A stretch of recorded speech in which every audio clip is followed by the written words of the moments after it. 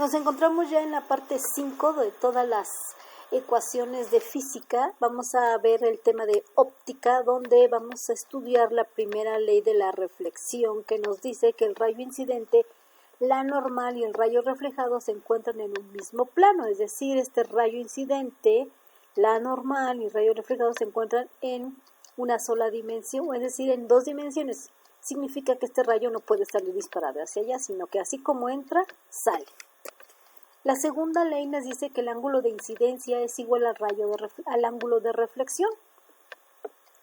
Significa que este ángulo de aquí va a ser el mismo con el que llegó, pega en el espejo o en el vidrio y va a salir con un mismo ángulo con el que entró. Esas son las dos leyes de la reflexión. Pasando con las leyes de la refracción, antes que nada hay que entender qué es la refracción. La refracción es otra cosa más que el cambio de dirección de la luz que entra de un medio a otro, y como que se quiebra esta luz porque pues entra a otro medio que es un poco más denso o menos denso con el que estaba, y pues su trayectoria cambia.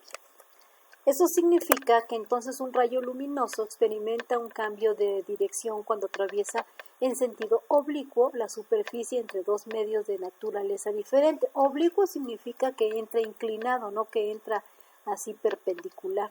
Oblicuo significa que entra con un cierto ángulo. Por lo tanto, aquí podemos ver en la imagen, el rayo incidente es A, el rayo refractado es B, el ángulo de incidencia es 1 y el ángulo de incidencia pues va a ser otro. Aquí sí cambia el ángulo de incidencia porque cambia obviamente pues la trayectoria. Y aquí este es un medio que es aire y el otro es vidrio. La primera ley me está diciendo igual que el rayo incidente, la normal y el rayo refractado se encuentran en el mismo plano. En la segunda ley se conoce como ley de Snell y me dice que la relación entre el seno del ángulo de incidencia y el seno del ángulo de refracción es constante, y para dos medios dados se conoce como índice de refracción. Este índice de refracción se representa con la letra griega nu, y entonces me dice que la ley de Snell es igual al seno del ángulo incidente entre el seno del ángulo refractado. Ahora bien, este índice de refracción no tiene magnitudes porque solamente es un número y me indica de qué están hechas las cosas. Si es vidrio, si es no sé, pues algún otra, si es líquido, si es aire, si es algún diamante, o etcétera. El índice de refracción es la relación que existe entre la velocidad con la que viaja la luz en el vacío y la velocidad con la que viaja en un medio. Podemos encontrarlo de esta otra forma, sin usar la ley de Snell, es decir, el índice de refracción va a ser igual a la velocidad de la luz entre la velocidad de la luz en ese medio. Pues donde obviamente el índice de refracción pues es nu, c es la velocidad de la luz que se mide en kilómetros sobre segundo o metros sobre segundo, y la velocidad de la luz en el medio pues también se mide en kilómetros sobre segundo y metros sobre segundo. Aquí puse el ejemplo de un diamante, ya que el diamante brilla demasiado porque es demasiado denso. Eso significa que no permite que la luz salga. Por lo tanto, la luz entra y se va pues refractando en todas las paredes del diamante, y por eso brilla demasiado. Ahora bien, la velocidad de la luz en el vacío es de 300.000 kilómetros sobre segundo, o bien es de 3 por 10 a la 8 metros sobre segundo. Esa es la velocidad de la luz en el vacío. Y el índice de refracción de algunas sustancias conocidas, como por ejemplo el aceite, es de 1.51, el agua es de 1.33, el del aire es de 1, el cuarzo es de 1.54, el del diamante es 2.42, glicerina de 1.47 y así sucesivamente. Si ustedes pueden observar, el diamante es el que tiene el índice de refracción más grande porque es uno de los materiales de la Tierra que son más densos. Pasando con espejos, tenemos que un espejo cóncavo es aquel donde la brillantez o donde se refleja es lo que está por dentro. Estos espejos cóncavos siempre se generan en algún espejo que sea esférico. Y el espejo convexo es donde tiene la brillantez por fuera. Esta clase de espejos se usan para poder ponerlos así como que en la vigilancia, ya que la imagen aquí se hace más chiquita, pero captura todo un amplio espectro de imagen o de área. En la ecuación de los espejos esféricos o del fabricante de lentes, así se lo conoce, lo que hay que entender primero es que la distancia focal es aquella distancia que está desde el foco al espejo, que la distancia del objeto al espejo se conoce como P y la distancia de la imagen al espejo se conoce como P'. Por lo tanto, la ecuación es igual a 1 entre la distancia focal, que es igual a 1 entre la distancia del objeto más 1 entre la distancia de la imagen. Esta ecuación, si nosotros queremos saber en dónde va a estar la imagen, entonces tenemos que despejar P, cuyo despeje nos va a quedar que la distancia de la imagen o donde se formará la imagen va a ser igual al producto de la distancia del objeto por el foco o la distancia focal entre la distancia de la imagen del objeto menos la distancia focal. Si yo quiero saber dónde va a estar el foco, entonces voy a poner que el foco va a ser igual al producto de la distancia focal, del producto de la distancia del objeto por la distancia de la imagen entre la distancia del objeto más la distancia de la imagen. Y si yo quiero saber dónde debo de poner el objeto para que se forme una cierta imagen, entonces es igual a la distancia de la imagen por la distancia focal entre la distancia de la imagen menos la distancia del foco.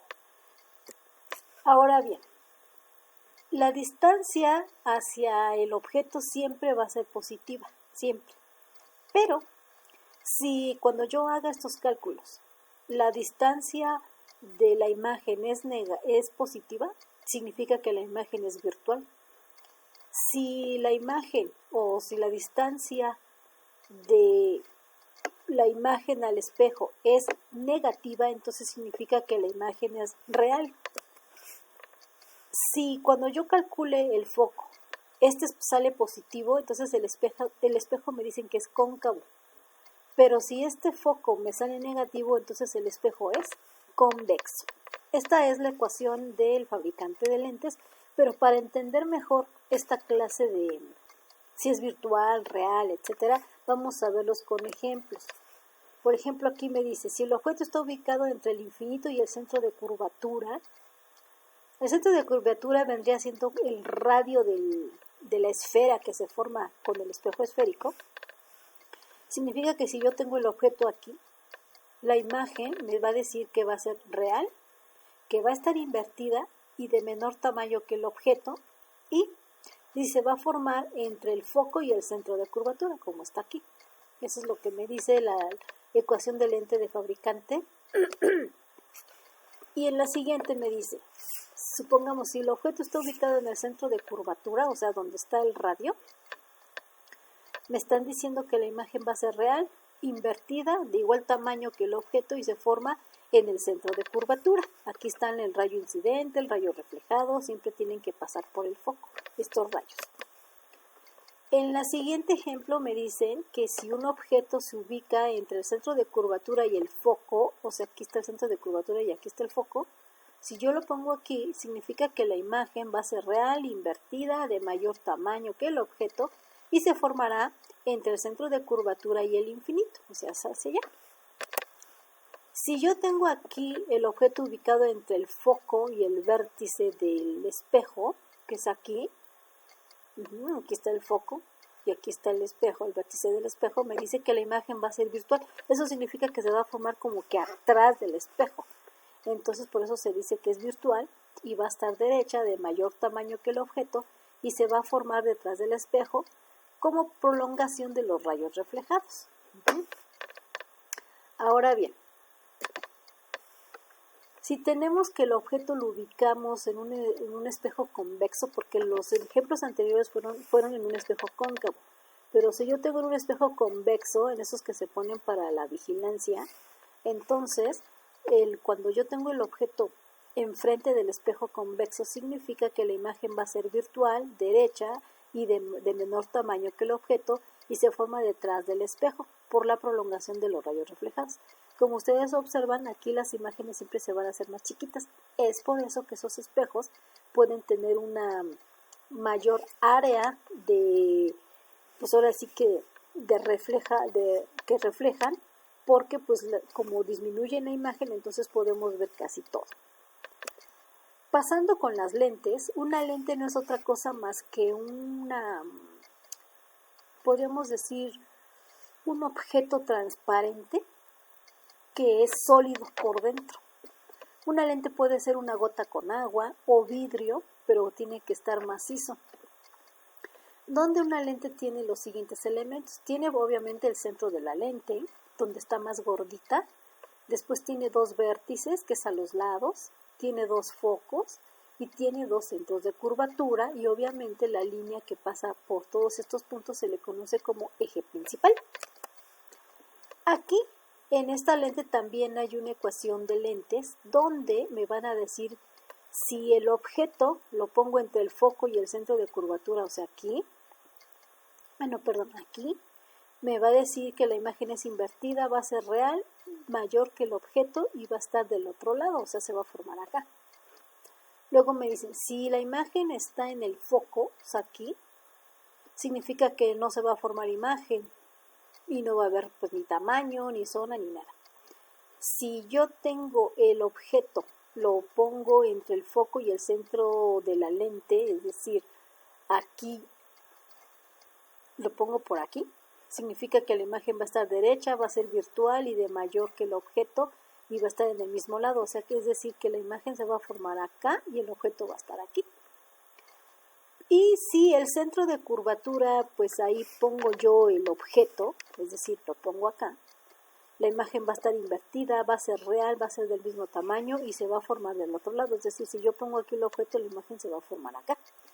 Para que entendamos mejor esto, pasemos a ejemplos. Me dice, si el objeto está ubicado entre el foco y 2 veces el foco, es decir, aquí está el foco y esta misma distancia la pongo acá, o sea, como que está como por el infinito.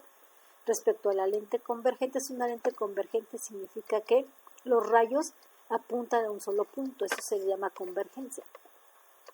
Me dice que la imagen va a ser real, invertida, de mayor tamaño y que va a estar ubicada del otro lado, a la misma distancia que se coloque el objeto.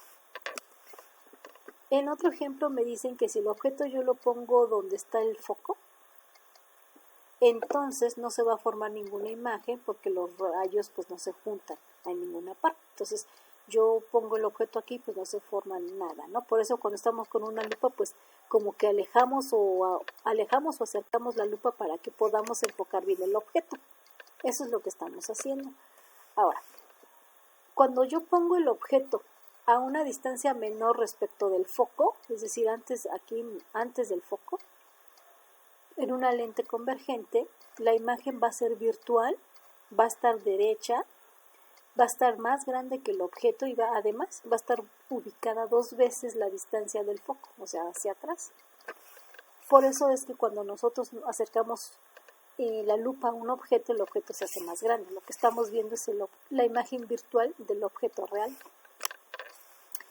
Ahora bien, si yo tengo el objeto, lo ubico en una distancia que es el doble del foco, significa que la imagen entonces va a ser real, va a estar invertida y va a ser del mismo tamaño y va a estar ubicada a la misma distancia que el objeto, pero del otro lado. Por eso cuando nosotros a veces enfocamos con una lupa, a veces el objeto lo vemos del mismo tamaño, porque estamos en este caso. Si lo queremos ver más grande, pues obviamente tenemos que mover la lupa para poder acomodar esa imagen y que nos haga una imagen virtual. Si nosotros tenemos una lente divergente, es decir, que los rayos no se juntan en un punto, eso se conoce como divergencia. Significa que si yo lo coloco en una distancia mayor que el foco frente a la lente, es decir, aquí está el objeto y aquí está el foco, la imagen va a ser virtual, derecha, de menor tamaño que el objeto y va a estar ubicada entre el centro y el foco. Por lo tanto, estas fueron todas las ecuaciones y todos los conceptos más representativos de física. No son todos, hay demasiados, pero estos son los que más les van a ayudar a ustedes en su curso o en un repaso de física o para que enfrenten un examen. Por lo tanto, con esto terminamos esta parte de todas las ecuaciones de física. Y recuerden que el conocimiento no sirve si no se comparte y si no se tiene un propósito. Nos vemos.